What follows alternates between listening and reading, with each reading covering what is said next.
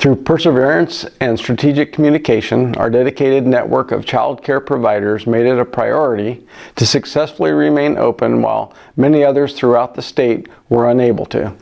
Our team visited local sites to learn how they overcame some of their challenges so that they could support families and serve Tehama County's youngest learners.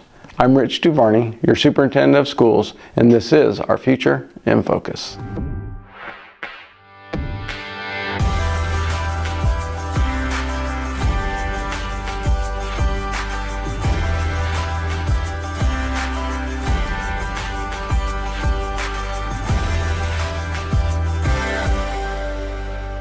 When it comes to the education of our youngest children, Tehama County's Early Childhood Department strives to provide high-quality programs for children 0 to 5. We opened in July. We were one of the first to open, and we opened with quite a few adaptations to our program so that we could open up safe and keep all the children healthy. And they rose to the occasion, they made the adaptations, they made learning fun and engaging, and we kept all the children healthy and safe all throughout the pandemic. Thank you for being true professionals and for caring for the children and families in our community. This year, like no other, has been a time in which they have shown incredible determination, perseverance, and just care and compassion for the children and youth in our community. They have continued to stay open and operate and serve families in times in which others across our state did not. I participated in meetings up and down the state, and not very many counties can say their early childhood programs stayed open all throughout the pandemic. But here in Tehama County, we did family childcare, state preschool, Head Start, many of our private programs. From teaching social cues while wearing a mask to constantly updating protocols, local child care providers have navigated a variety of challenges to ensure that their programs could remain open. Changes to our environment, having to change up the way we implement our curriculum, even to dropping off and picking up the children at the classroom. I'd honestly say the biggest challenge for myself was having to wear masks with the kids. So, you know, we work with 3 and 4-year-olds. We're trying to teach them speech and language, and having a mask over our face, you know, really makes that difficult with us modeling language for them. We're trying to teach them facial cues about social emotional needs. So, you know, when someone's feeling sad, what their face might look like, or, you know, when someone's angry, you know, it's really hard to do that when we have to wear a mask over our face. My staff in the classroom, they're amazing. We would come together and work as a team to figure out ways to implement different things into the classroom with following the COVID policies. Even to my teacher directors at other centers, you know, we would chat and get together on different things that we might be doing to still implement sensory activities into the classroom. Family engagement. It's been really hard to get them involved, especially because they're not allowed to come in the classroom. It's always just on the ramp, so it's really hard to get them involved.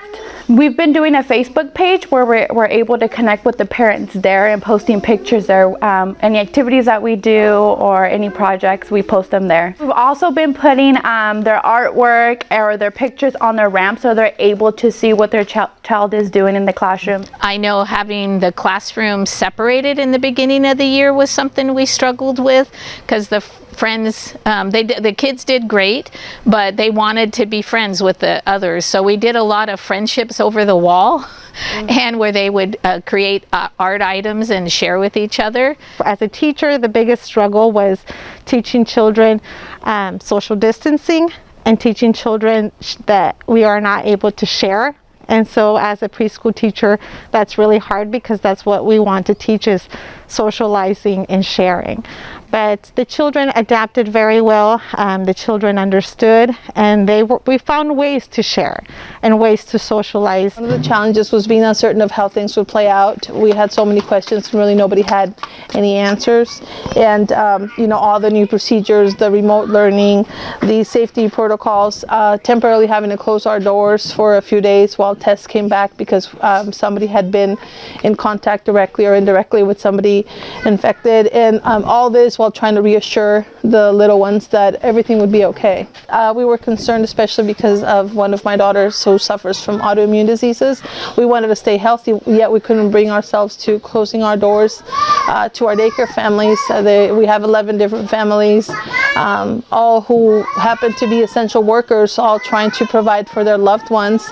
And so, you know, we opted for what we thought was the best, which was staying open and you know, still trying to, you know, keep up with all the safety procedures, all the protocols, and going above and beyond, and trying to social distance, and also educate the little ones so that they could also do their part.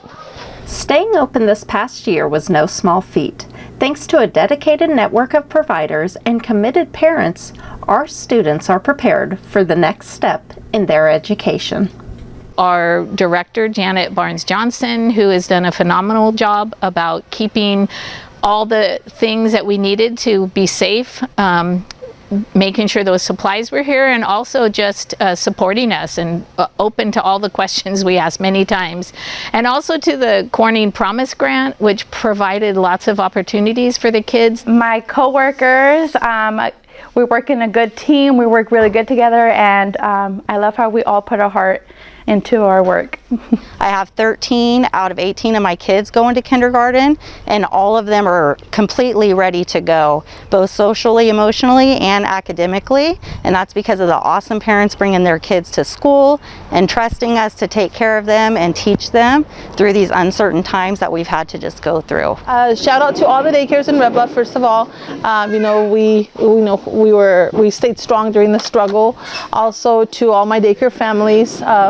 We united, we came together, and we fought COVID. And also to Holly Rhodes, Fetchin, and everyone else there, and everyone at CCRE for all their support and all their help through this. Also to my family and to local child care planning council. I wanted to send a shout out to also the whole state preschool team, all the teachers, all the preschools that we have in Red Bluff and Gerber, here in Corning, because we all work together. They are the backbone of our community, and without them being there for all our essential workers to be able to go to work and them to take care of their children, and also everything that they do to make sure that there is quality and education for the young ones, as well as keeping them safe. This is truly a testament of who we are in Tehama County and the values that we bring for our families and what we strive for our earliest learners. And that really is to provide